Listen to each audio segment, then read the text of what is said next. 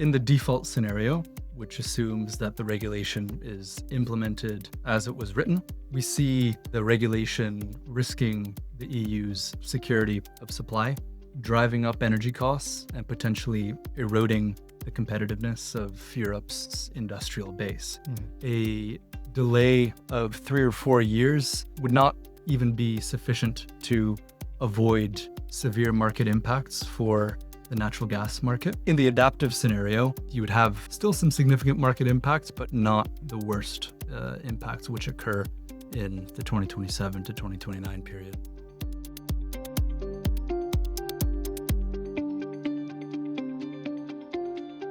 Welcome everybody, I'm Amrit Naresh, Head of Strategy and Communications at IOGP Europe, and I'm joined today by Alain Mathieu, Communications Director at Fuels Europe, the Refiners Association, but also by Amrit Naresh, who is Director of Energy Consulting at Wood Mackenzie and is based in London. The reason we're here today is to discuss the findings of a study that CONCAWE, the scientific arm of the Refiners Association, and IOGP Europe have commissioned together to Wood Mackenzie. And we hope to get into the details of this, but also to give the more general findings so that people understand what impact the regulation that entered into force in 2024 could potentially have as these new requirements, specifically on importers, enter into force as of the 1st of January 2027. So thank you both for being here, in particular to you, Amrit. And if that's okay, we'll jump straight into it. Sounds good. All right. We're going to first start by the methodology-related questions before we move on to the findings themselves. So a general question to kick it off. What is the purpose of the study? Thanks very much, Nareg, and it's a pleasure to be here. The purpose of the study was to assess the potential market impacts of the EU Methane Regulation, in particular looking at the potential effects on the availability and affordability of natural gas and crude oil supplies for the EU. Okay, very clear. So what choices have you made from a methodological standpoint? What has your team done to make this assessment? Our starting point for the analysis is our base case, which is Wood Mackenzie's published view of the outlook of natural gas and crude oil and refined product markets. And so this is a business as usual outlook that assumes there's no implementation of the EU Methane Regulation. Against this base case, we evaluated 2 hypothetical scenarios. The first scenario is the default scenario, which assumes that the methane regulation is implemented as it was written with no changes. The second scenario we call the adaptive scenario, and this assumes that there is greater flexibility in the implementation of the regulation, specifically in the granting of country-level equivalents for around 10 countries that export gas or crude to the EU. As a follow-up, just to clarify for our audience, the reason you looked at these 2 is these are the 2 compliance pathways in the regulation. We haven't explored anything else because that is what is foreseen in the regulation. We haven't left out any other compliance pathway when working on the study, correct? No, absolutely. So, in the EU Methane Regulation, equivalence can be met via 2 pathways. There is the country-level equivalence pathway. So if the non-EU producer country has rules for methane emissions reporting that are equivalent to the EU's rules, then all production of gas or crude oil within that country is considered compliant with the regulation. The other way that producers can meet equivalence is through the producer level pathway. And so this either is according to the Article 12 pathway, which represents producers that have monitoring, reporting, and verification requirements that are equivalent to the EU, or producers can meet producer level equivalence via the OGMP level 5 pathway, which means that the producer reports their methane emissions at the most rigorous level of the OGMP framework. OGMP 2.0 being a voluntary reporting framework. And if I'm not mistaken, the regulation also asks that you combine that with third-party verification, which we can talk about more in detail. But so that's the second pathway, right? So producer level equivalency, reporting at OGP 2.0 level 5 plus third-party verification. Exactly. Okay. Okay, excellent. Thank you for clarifying the points on methodology. Now, once you've said all of that, what does the study tell us? What are the main findings before we then go into it in more detail? And I pass it over to Alain. The results of the analysis can be framed along these two scenarios, the default scenario and the adaptive scenario. So in the default scenario, which assumes that the regulation is implemented by the letter as it was written, we see the regulation risking the EU's security of supply, driving up energy costs and potentially eroding the competitiveness of Europe's industrial base. Mm-hmm. How does it do that? By placing severe limitations on the availability of compliant natural gas and crude oil that is available for the EU to import. So this effectively means that around 43% of the EU's natural gas imports in 2024 could effectively be excluded from the EU market by 2027.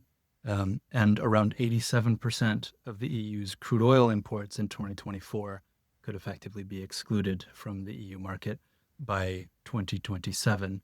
And so this results in severe market dislocations on the natural gas side.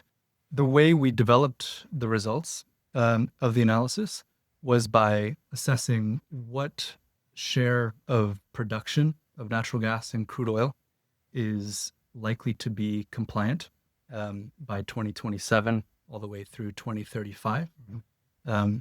And we applied constraints in our scenario models to say any compliant supply from an exporting country is allowed to flow to the EU. Any non-compliant supply is not allowed to flow to the EU. And so with that share of production globally being non-compliant, this results in our default scenario, record high gas prices and significant demand destruction in European natural gas markets, and a significant shift towards more affordable coal for power generation, which creates unintended consequences of higher emissions from the power sector. On the crude oil side, we see a severe reduction in the availability of compliant crude oil available to the EU refining system. So there isn't enough compliant crude available globally for the EU refiners to maintain their normal operating rates. And the crude oil that is available is effectively subject to all of the European refiners piling into that narrow slice of compliant crude oil that is available, which increases the price of that crude oil. And so the crude is available to the EU refiners at a much higher price, which causes a significant reduction in their competitiveness against other refining regions. So there's a chain reaction that then happens. Less competitive EU refiners are then forced to reduce their operating rates and their throughput. That effectively causes a supply shock in refined product markets, which causes gasoline and diesel prices to increase by 24% and 16% respectively. Those higher refined product prices are required to incentivize refiners in other parts of the world to increase their throughput so that they can export more product to the EU. So effectively, the in the crude oil and refined product market, the EU is reducing its own domestic refining of crude oil, and it's replacing the refined products that it would normally produce domestically with imported refined products at a much higher price. Okay, quite the picture you're painting. Speaking of refining, I'm going to hand over to my colleague Alain to go through the rest of this in more detail. Can I just add one point? That, Sure. There are, we evaluated two scenarios. So the impacts that I just described were for that default scenario. In the adaptive scenario, the results are a little bit different. So again, the adaptive scenario assumes that about 10 countries that are closest to achieving country level equivalence with the regulation are assumed to be equivalent to the EU regulation. That's a big assumption because currently no country is actually equivalent in terms of their policy being equal to the EU's methane policy. The Commission hasn't yet said that any given country is compliant indeed, yeah? Exactly. But if we assume that the 10 countries that are closest to achieving equivalence with the EU rules, so that includes places like Norway, the US, the UK, Canada, Qatar, then a lot more compliant supply is available to the EU. So instead of 43% of natural gas imports being excluded in the default scenario, it's only 20% of natural gas imports that are excluded in the adaptive scenario. I say only. Yeah. That's it's highly relative. It's relative. Yeah. That's only relative to the default scenario. It's equivalent to the closure of something like the Strait of Hormuz, for example. So something that people, unfortunately, these days are quite familiar with. Exactly. So it's maybe an instructive situation that we're seeing right now. So in the two scenarios, just to recap, the adaptive scenario, which is the better case scenario, has an impact that is still equivalent to, for example, the closure of the Strait of Hormuz. Directionally, Okay. that's not an unreasonable statement. Yeah. And the default scenario, which is applying the regulations, provisions as they are written now, that's a lot worse. That's correct. Okay. And for the adaptive scenario, around 38% of the EU's crude oil imports would be excluded. That's lower than the 87% that would be excluded in the default scenario, but still excluding 38% of imports is still a significant volume. The market impacts in the adaptive scenario are also less severe than they would be in the default scenario, but still significant. So in the adaptive scenario, our models show TTF natural gas spot prices in Europe reaching around $19 per million BTU. So this is about twice as high as they would be in the absence of MER, based on comparison with our base case outlook. In terms of oil product markets, gasoline and diesel prices are around 1% higher than they would be in the absence of MER in the adaptive scenario. So significantly smaller impact than the default scenario, but still noticeable and probably more impactful for natural gas in the adaptive scenario. And while the price impact on refined fuels is lower, the impact on refining throughput remains substantial even in the adaptive scenario, if I understand well. That's right. In the adaptive scenario, there is still a significant impact on EU refinery throughput. Okay. Throughput drops by around 150,000 barrels per day relative to the base case. So this is the equivalent of the closure of kind of one additional medium-sized refinery in the EU. So, that's still a significant impact. It's nowhere near as big as the impact in the default scenario, where you see the equivalent of 40 refineries closing. So when you refer to, for natural gas, when you mention 43% of supply based on 2024 being potentially excluded, what, just from a contractual standpoint, what does that look like? Because the reason I'm asking you is this. A couple of years ago, in discussions with policymakers after the 2022 crisis began, a lot of policymakers were telling us, but it's fine, we can just work with spot contracting in the future. Obviously, now we're realizing that that is also exposure to market volatility. But your assessment, the 43%, what is that? What contracts does that take into account, and what does it not take into account? How do you get to that number if you look at contracts? We assume that, as the regulation states, that that gas or crude that is under long-term supply contracts that were entered into before August 2024 are effectively assumed to be compliant with the regulation.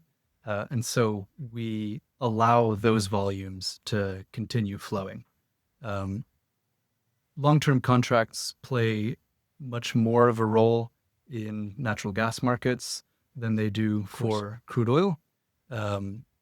Oil contracts tend to be annual, evergreen, and renewed annually, whereas gas and LNG contracts are more commonly under long-term contract. And so, based on Wood Mackenzie's assessments, there are a little over 100 billion cubic meters of gas and LNG that are under long-term contract by 2027. And so those volumes are allowed to continue flowing in our models. Okay. And so that's why you end up with a lower share of natural gas being excluded from the EU market than crude oil, because more gas is under long-term contract. If they weren't, they would have faced the same compliance problems as contracts that have to be signed after the date of entry of the regulation, which you mentioned was Exactly. August 2024. Okay, very clear. Thank you. Sure. Alain, you want to Thank you. take it away for the Surely rest of the do. findings? Surely do. Thank you. We understand that the strict compliance of the MER is the default scenario. Although we don't hear alarm bells ringing inside the Commission or any of the institutions, there are other studies that seem to give different results, at least to say that there is no problem. How would you explain that, or what are the reasons of those differences?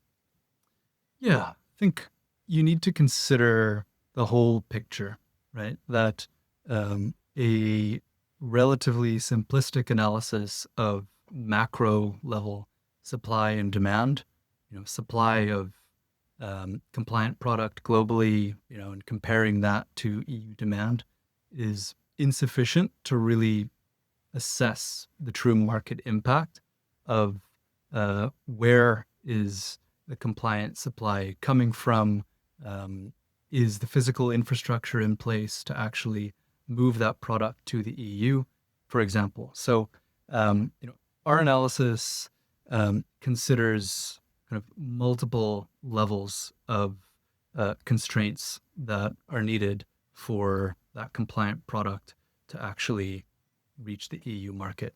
So at the first level, we consider global production. That's simple. Then we also consider the infrastructure constraints. So, for example, the pipeline networks to actually bring natural gas into the EU, or the LNG liquefaction and regasification facilities to bring LNG to EU shores. Gas production in a place like China will never make it to the EU based on today's infrastructure constraints. And so a simple look at kind of macro level supply and demand is not sufficient. We also consider the achievement of OGMP level 5 reporting as a share of production in every major exporting country. Then we also consider the verification of that OGMP level 5 supply and the certification of those molecules via systems like constrained book and claim. And then I think crucially, this is one kind of key differentiator for our study, is that the market impacts are then modeled through our scenario models, the global gas model on the gas side and the refinery supply model on the crude oil side, to assess the actual supply-demand dynamics, considering available infrastructure, competing sources of demand, so that the price impacts are not only driven by what's the marginal cost of supply of the next available compliant molecule, but also, what is the impact of competing demand from other consumers in other regions, like Asia, for example, and what impact does that have on prices? Okay, thank you. Just 2 points of clarification. Firstly, you mentioned OGMP. OGMP stands for Oil and Gas Methane Partnership. If I'm not mistaken, this is a voluntary program where individual organizations demonstrate that they are having I would say, sustainable pathway for their production and throughout the value chain, right? That's correct. Okay, good. So that's for the clarity of our Absolutely. viewers.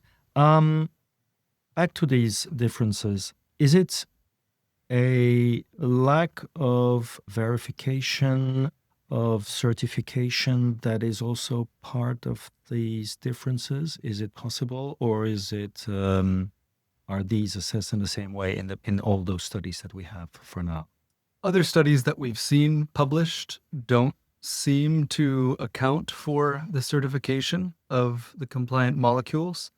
So that's a key part of our scenario definitions, that companies that achieve OGMP level 5, that production needs to be certified in order to meet the requirements of the regulation. And so not all of that is automatic, right? That, constrained book and claim systems and solutions take time to put in place. And so that's a potential near-term constraint on the availability of compliant supply.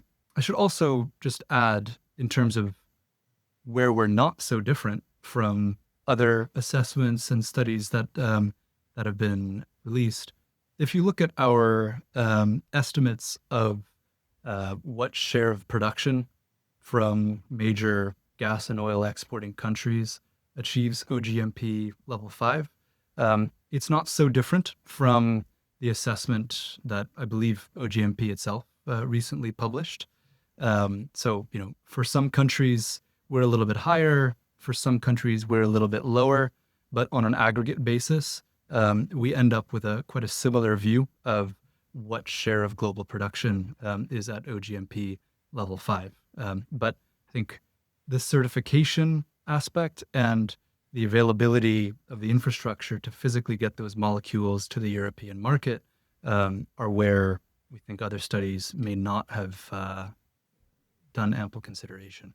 Okay, so just before we change to another topic, we have the equivalence, and for now, no single producer is equivalent to the EUMR. And we have the OGMP level 5, where we currently have a very limited, what's the percentage of companies or suppliers that are meeting the requirements of OGMP level 5? So based on the latest 2025 company fact sheet released by OGMP, it's around, based on our estimates and our kind of bottom-up modeling based on kind of field level data tied to individual producers and then tying that to each producer's achievement of different levels of OGMP reporting, we estimate around 6% of global gas production was at OGMP level 5, and 7% of global crude oil production was at OGMP That's level 25. Do you see any significant progress occurring by 2027? We see gradual progress, but nowhere near enough to meet the EU's demand requirements. Okay. So So one clarification question, if I may. So what you're telling us is, I'm just gonna take the gas numbers, which I'm more familiar with. If you just take gas numbers, the EU's gas demand on an annual basis was around 330 BCM. If you had double that amount reported hypothetically under OGMP level 5, is that enough to say, well, then you don't have to worry about it? Or, if I understood well, there are additional constraints that need to be taken into account, which then lead to the supply issue that we have. Can you just clarify that to make sure? That's correct. So if there is, I think we would agree with that assessment that by 2027, there's twice as much global production at OGMP level 5 than there is EU demand for Right. gas. But that's before accounting for the certification of those molecules.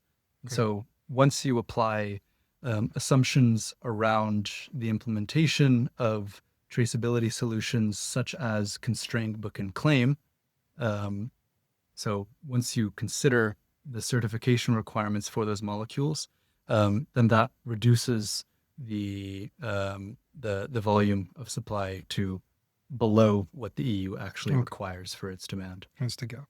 thank you. You just mentioned the word traceability. What have you considered as traceability system? So traceability requires importers to be able to identify upstream producers to certify that the molecules that they are importing are meeting the requirements of OGMP level 5 or any other requirement. So there are a few different systems for doing this. They're all quite nascent. Book and claim is the least challenging system to implement. It only requires a digital registry and contractual agreements, but it faces some integrity challenges because it decouples the physical product from the claim. The next level up is constrained book and claim. This requires investment in platforms and registries and audit processes to allow a certification of verified production and transport of gas or crude. This is still difficult to implement, but we think it's achievable in the medium term. And so our assumptions use the constrained book and claim as the assumption for traceability. The kind of highest integrity and most difficult system of doing traceability is through full trace and claim, which is almost an impossible prospect for commingled commodities like LNG or crude oil, because this would require unprecedented, costly segregation of molecules, which is not a feasible prospect. What is the European legislation asking for?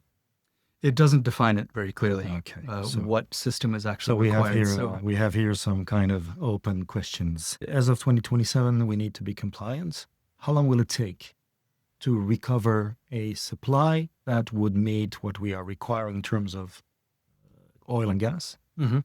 and also in terms of control of the energy cost? Let me say. It really depends which scenario. That answer kind of differs in the default scenario versus the adaptive scenario.